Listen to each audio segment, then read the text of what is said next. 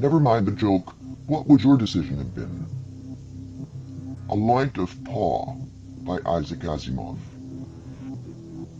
There was no question that Monty Stein had, through clever fraud, stolen better than $100,000. There was also no question that he was apprehended one day after the statute of limitations had expired.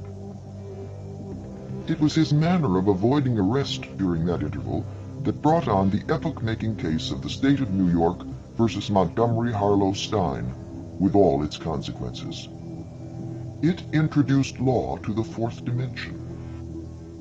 For, you see, after having committed the fraud and possessed himself of the $100,000 plus, Stein had calmly entered a time machine, of which he was in illegal possession, and set the controls for 7 years and 1 day in the future. Stein's lawyer put it simply: hiding in time was not fundamentally different from hiding in space. If the forces of law had not uncovered Stein in the 7-year interval, that was their hard luck. The district attorney pointed out that the statute of limitations was not intended to be a game between the law and the criminal. It was a merciful measure, designed to protect a culprit from indefinitely prolonged fear of arrest.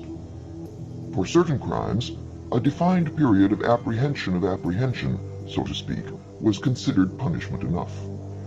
But Stein, the DA insisted, had not experienced any period of apprehension at all. Stein's lawyer remained unmoved. The law said nothing about measuring the extent of a culprit's fear and anguish. It simply set a time limit. The DA said that Stein had not lived through the limit.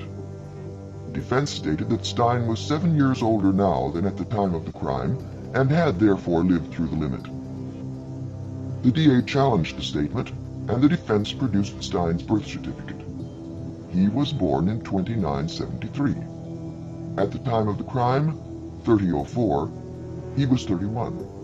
Now, in 3011, he was 38.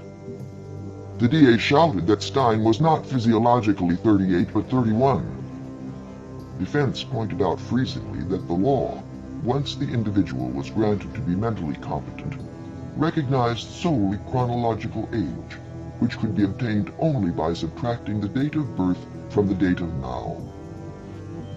The DA, growing impassioned, swore that if Stein were allowed to go free, half the laws on the books would be useless. Then change the laws, said defense, to take time travel into account. But until the laws are changed, let them be enforced as written. Judge Neville Preston took a week to consider, and then handed down his decision.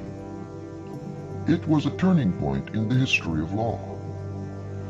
It is almost a pity, then, that some people suspect Judge Preston to have been swayed in his way of thinking by the irresistible impulse to phrase his decision as he did.